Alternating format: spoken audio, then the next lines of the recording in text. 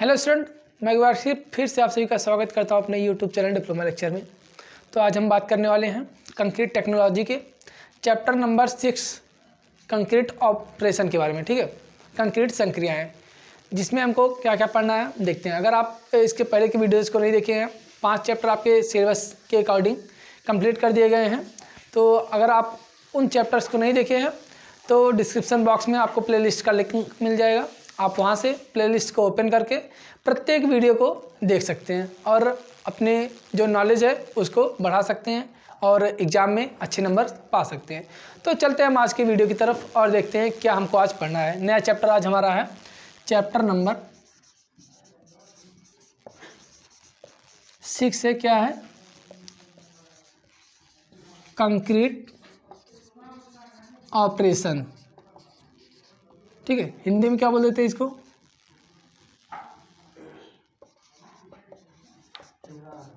Concrete संक्रियाएं।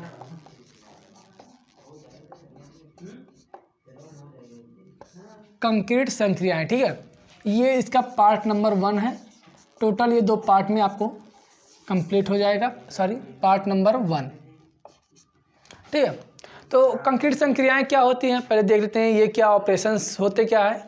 ठीक है, तो ये क्या होता है जनरली हमारा कंक्रीट को बनाने से लेकर, ठीक है, कंक्रीट को बनाने से क्या बोल सकते हैं कि उसको ये जो कंक्रीट बनाने के लिए एग्रीगेट, सीमेंट और वाटर हम लेते हैं उसको, ठीक है, साइट पर रखने से और बनाने से, फिर जो कहाँ पे हमें यूज करना वहाँ तक लेकर, ठीक है, उसको हार्ड होने तक, कंक्रीट को बनाने से लेकर हार्ड होने तक जो सारे प्रोसेस एक स्टेप बाय स्टेप हम करते हैं उसी को क्या बोल देते हैं हम?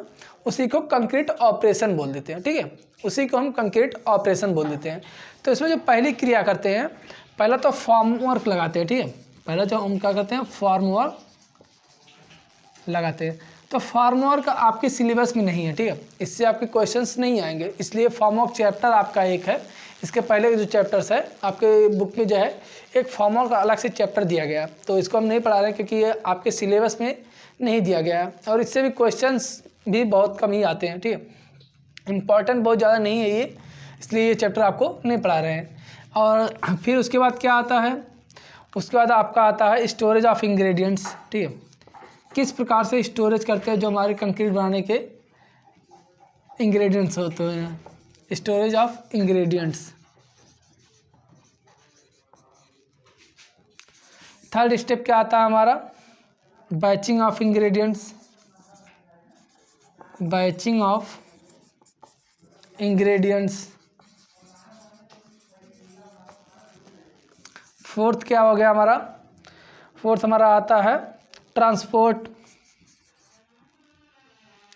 नहीं, हाँ, बैचिंग हो गया। उसके बाद फोर्थ हमारा आ गया ट्रांसपोर्ट। ट्रांसपोर्ट और फिर आ गया 5वां स्टेप क्या हमारा आता है? होता है डिपॉजिट। डिपॉजिट या फिर डिपॉजिटिंग बोल सकते हैं। और 6वां जो हमारा आता है कंपैक्शन। और फिर 5वां, 6वां, 7वां क्या हमारा आता है? ये ज्वाइंटिंग। 8वां हमारा आता है क्यूरिंग। ठीक है, और जो फिर आ जाएगा 9वां form work removal. Form work removal. अब एक एक करके पहले ब्रीफ में देख लेते हैं, फिर चलते हैं डीप में कि किस प्रकार कैसे करते हैं। स्टोरेज ऑफ इंग्रेडिएंट्स का क्या मतलब है?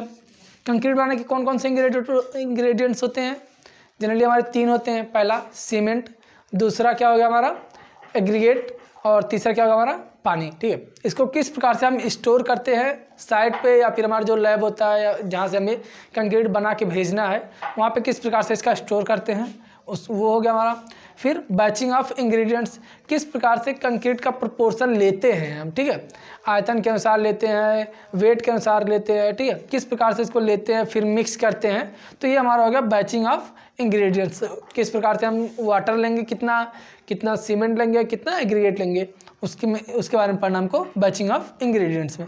फिर क्या, ट्रांसपोर्ट करेंगे, जहाँ पे हमें पोर करना है, जैसे हम स्लेब क्या है, स्लैब बना रहे हैं, ठीक है, तो हमें क्या कहीं बनाएंगे पहले जो हमारे एग्रीगेट है, सॉरी जो कंक्रीट हमारा है पहले बनाएंगे, फिर उसको ट्रांसपोर्ट करेंगे कहाँ तक, जैसे हमारा स्लैब बनाना है तो स्लैब तक ले जाते हैं, तो वो हमारा ट्रांसपोर्ट के अंतर्गत आता है।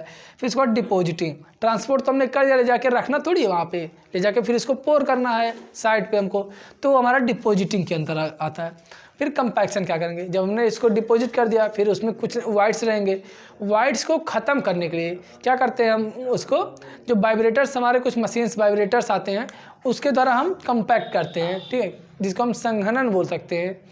और जॉइंटिंग, उसमें जो जॉइंट्स हमें बनाने होते हैं, जैसे बहुत बड़ा स्पान बनाना है स्लैब का, तो उसमें हम जॉइंट्स बनाते हैं, जॉइंट्स भी देते हैं।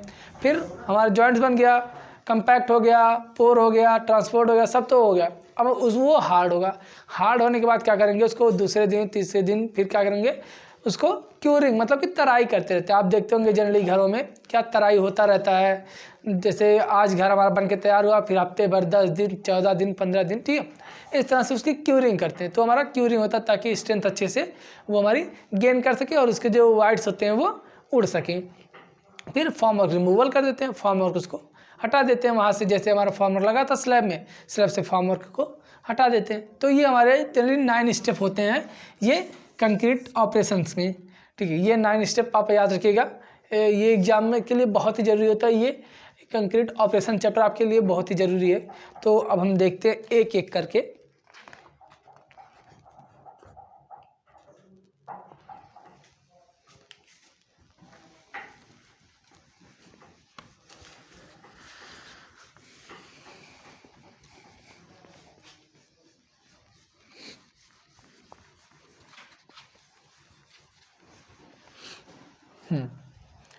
पहला क्या था हमारा,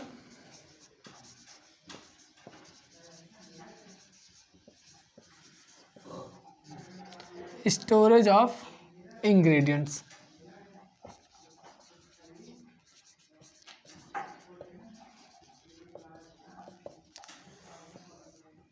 स्टोरेज ऑफ इंग्रेडिएंट्स मतलब कि जो मिलावे हैं उसका, जो हमारे घटक होते हैं, मिलावे नहीं घटक, ठीक है, कंक्रीट के जो घटक होते हैं उनका भंडारण किस प्रकार से हम करते हैं, वो हमारे किसके अंतर्गत आते हैं, स्टोरेज ऑफ इंग्रेडिएंट्स के अंतर्गत।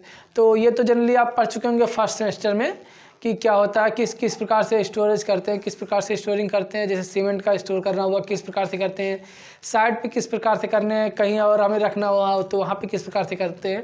अगर आपने ये सब वीडियो नहीं देखी है तो हमारे चैनल पर कंस्ट्रक्शन मटेरियल जो कि फर्स्ट सेमेस्टर में है उसकी भी वीडियोज़ पड़ी हुई हैं, आप वहाँ से देख सकते हैं किस प्रकार से इसको स्टोर किया जाता है, ठीक है। तो हम यहाँ पे थोड़ा बहुत बता देते हैं, बाकी सब आप वहाँ से देख लीजिएगा। तो अब क्या है हमारे पास कि किस प्रकार से इसका स्टोर करते हैं, स्टोरेज ऑफ इंग्रेडिएंट्स। तो इसमें क्या जनरली हमारे 3 आते हैं, सीमेंट आता है पहला, दूसरा हमारा एग्रीगेट आता है, और तीसरा हमारा वाटर आता है, ठीक है। सीमेंट को किस प्रकार से स्टोर करते हैं, सीमेंट को स्टोर करने के लिए देखते हैं पहले तो जो हमारा है सीमेंट को डायरेक्ट हम फर्श पर नहीं रखते, जैसे ये हमारा फर्श है तो डायरेक्ट फर्श पर हम नहीं रखते, क्यों, क्योंकि जो सीमेंट होता है ये पानी से, वाटर से और वायुमंडल में जो हमारे ऑक्सीजन होते हैं दोनों के संपर्क में आने के बाद क्रिया कर लेता है, क्रिया करने के बाद क्या होता है, जमना स्टार्ट हो जाता है, जिससे हमारा सीमेंट जो होता है वो खराब हो जाता है, ठीक है। तो इसलिए हम क्या करते हैं, सीमेंट को कुछ ऊंचाई पे या फिर किसी लकड़ी के कुछ बना रहता है बनाकर उस पर रखते हैं, डायरेक्ट हम नीचे नहीं रखते हैं। और इसी प्रकार से एग्रीगेट हमारा होता है, एग्रीगेट को बहुत ज़्यादा हम फैला कर नहीं रखते हैं, ताकि क्या हो, फैला कर अगर हम रखेंगे तो हमारे जैसे ऐसे हमने रख दिया क्या होंगे, तो इधर से हमारे ये गायब हो जाते हैं, ठीक है, हमारे क्या होते हैं ये कुछ इधर उधर चले जाते हैं और एग्रीगेट हमारा नुकसान हो जाता है। इसलिए क्या करते हैं हम जितना हो सके नीचे से हम कुछ एक वो रख देते हैं,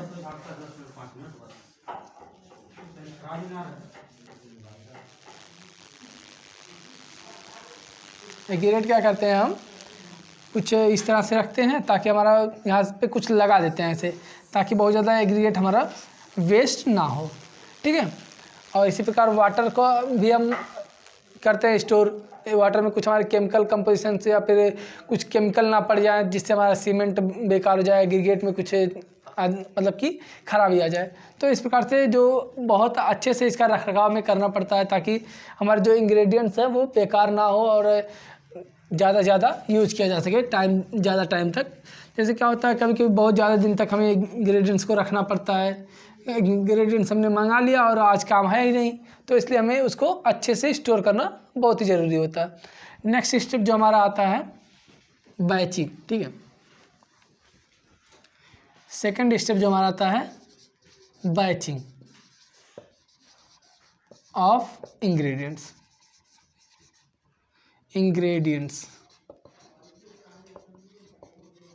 हिंदी में क्या बोलते हैं इसको, बैचिंग ऑफ इंग्रेडिएंट्स का मिलावे का बैचिंग इसको बोल सकते हैं।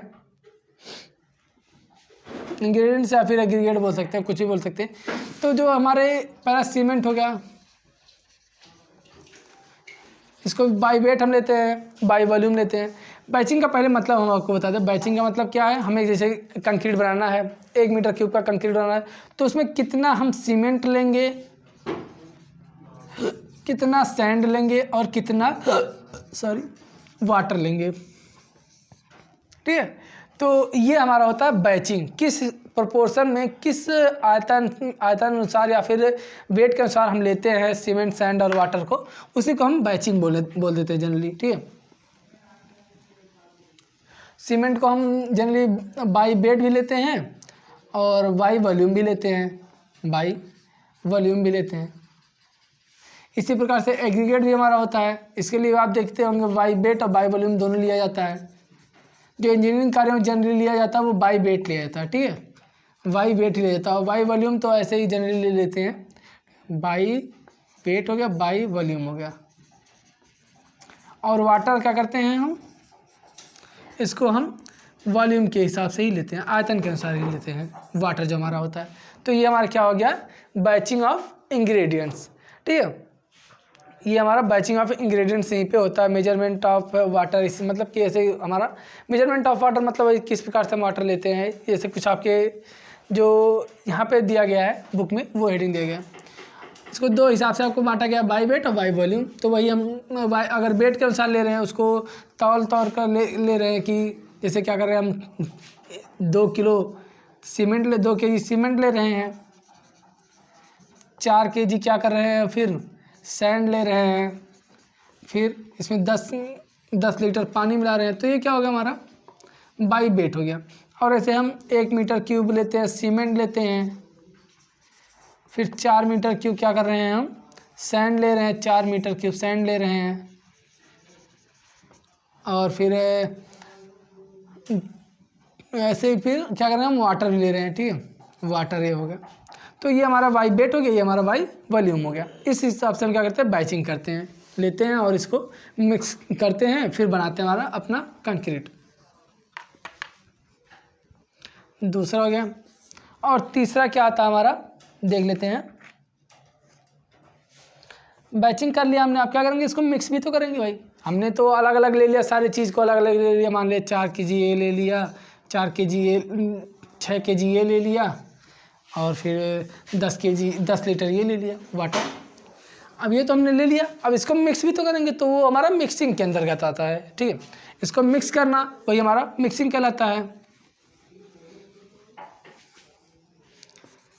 मिक्सिंग नेक्स्ट स्टेप हम लिख सकते हैं। फिर 3 4 चौथा मिक्स कर दिया। अब उसको हम क्या करेंगे फिर भाई, जब इसको मिक्स करने की भी कई विधियाँ होती हैं। मिक्स करने की कौन कौन सी विधियाँ है, पहला हैंड मिक्सिंग है। हैंड मिक्सिंग आप गांव में देखते होंगे जनरली क्या करते हैं लोग हाथ से ही मिक्स करते हैं कंक्रीट को, लेकिन जब क्या करते हैं आप देखे होंगे जैसे स्लैब जब आपका बनता है तो उसके लिए आप देखते होंगे एक मशीन आती है, ठीक है, तो वहाँ पे क्या मशीन मिक्सिंग भी होती है। Machine mixing. दो तरह से आपकी मिक्सिंग होती है, हैंड मिक्सिंग और मशीन मिक्सिंग। मशीन मिक्सिंग में क्या करते हैं, कई प्रकार के आपके मशीन आते हैं। पहला क्या आता है आपका, पैन टाइप मिक्सर, ठीक है, पैन टाइप मिक्सर, ठीक है, पैन टाइप मिक्सर। और इसी प्रकार से आपका और भी आते हैं, ड्रम टाइप मिक्सर आता है आपका, ड्रम टाइप मिक्सर, ठीक है। इसी प्रकार आपके टिल्टिंग मिक्सर आते हैं, नॉन टिल्टिंग मिक्सर आते हैं, कई प्रकार के आपके मिक्सर भी आते हैं जिसमें हम क्या करते हैं, कंक्रीट को मिक्स करते हैं। तो जनरली आपके दो प्रकार से आप याद रखिएगा, पहला हैंड मिक्सिंग, दूसरा मशीन मिक्सिंग। हैंड मिक्सिंग जब हम हाथ से क्या करते हैं, फावड़े की सहारे से क्या करते हैं, हम कंक्रीट को मिक्स करते हैं, एग्रीगेट को मिक्स करते हैं, तो हमारा हैंड मिक्सिंग होता है। और जब क्या करते हैं हम मशीन में, जो हमारा पैन टाइप कुछ बना होता है, कढ़ाई नुमा, आप देखे होंगे कि कंक्रीट जो मिक्सर हमारा होता है कढ़ाई नुमा होता है, उसमें क्या करते हैं हम ले जाके इंग्रेडिएंट्स होते हैं उसको डाल देते हैं, और जितना पानी की हमें आवश्यकता होती है पानी भी डाल देते हैं, तो वो घूमता रहता है ऐसे ऐसे, क्या उसी में क्या होता है, हमारा मिक्स हो जाता है, तो हमारा मशीन मिक्सर होता है, मशीन मिक्सिंग कहलाता है। तो ये हमारे मिक्सिंग प्रोसेस हो गया, ठीक है।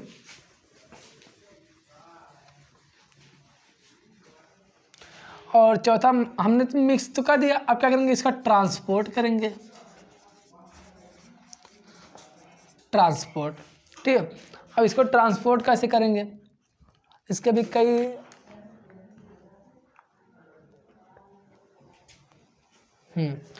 अब हम क्या करेंगे, ट्रांसपोर्ट करेंगे। ट्रांसपोर्ट करने के लिए क्या करते हैं हम, इसके लिए कई प्रकार की वो आती हैं, हाँ कई प्रकार के आते हैं। हमारा पहला हाथ ठेली, हाथ गाड़ी जिसको हम बोल देते हैं, आता है ट्रांसपोर्ट करने के लिए। जैसे क्या करते हैं, एक ठेला की तरह, आप ठेला देखे होंगे, ठेले की तरह क्या होता है, एक हमारा होता है, उसमें कंक्रीट को ऐसे कुछ बना होता है, ऐसे कुछ, क्या वो इसको हम बना सकते हैं, एक मिनट, इसको हम कुछ ऐसे बना दें अगर,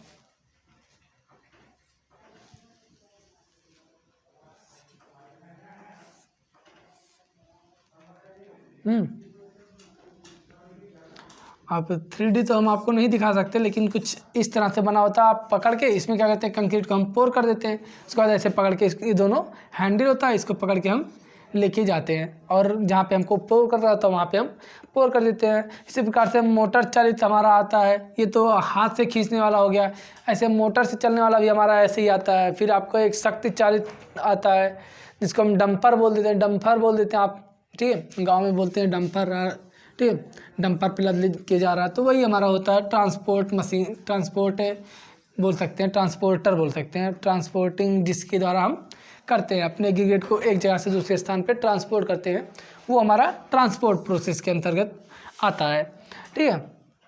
तो ट्रांसपोर्ट पहला क्या हो गया हमारा, मैनुअल यूजिंग पैन मेथड हो गया, ठीक है, मैनुअल यूजिंग पैन मेथड, फिर व्हील बैरो मेथड्स, ठीक है। तो यही सब है आपके ट्रांसपोर्ट में, और मिक्सिंग भी हो गया आपका।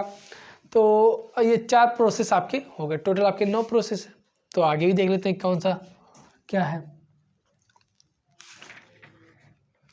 और एक चीज़ आप ध्यान रखिएगा यहाँ पे, ठीक है, ट्रांसपोर्ट में ही जब ट्रांसपोर्ट इसको करते हैं कंक्रीट को, ये तो आपको जल्दी बताना चाहिए हमें एडमिक्सचर में, ठीक है, लेकिन हम आपको थोड़ा सा यहाँ पे ब्रीफ बता दे रहे हैं कि जो हमारा ट्रांसपोर्ट जब हम करते हैं, तो जिससे भी हम ट्रांसपोर्ट करते हैं, अगर हमें दूर ले जाना हुआ तो जाहिर सी बात है हम हाथ से तो ले नहीं जाएंगे, मतलब कि जो हमारा हाथ गाड़ी है उससे तो हम ले नहीं जाएंगे, मोटर गाड़ी से नहीं ले जाएंगे, जो हमारा डंपर होता है, ठीक है, उस डंपर द्वारा हम ले जाते हैं। लेकिन जब ले जाते हैं तो हमें ऐसा कंक्रीट चाहिए होता है कि वो वहाँ तक आसानी से पहुँच सके, कोई बाधा ना उत्पन्न, मतलब कि हमारा कंक्रीट ऐसा ना हो कि जमने लगे, कंक्रीट बेकार होने लगे, ठीक। तो उसके लिए करते हैं कुछ हमारे क्या बोल सकते हैं, एडमिक्सचर्स आते हैं, उसको भी हम इसमें मिला देते हैं ताकि हमारा ट्रांसपोर्ट करने में कोई प्रॉब्लम ना हो, और ले जाके वहाँ पे आसानी से पोर किया जा सके, गिराया जा सके, और अपना काम किया जा सके। तो ये हमारे जनरली हो गए ट्रांसपोर्ट, किस प्रकार से हम करते हैं। और 5वां स्टेप हमारा क्या आता है, ट्रांसपोर्ट तो हमने कर दिया, अब इसका डिपोजिटिंग करते हैं।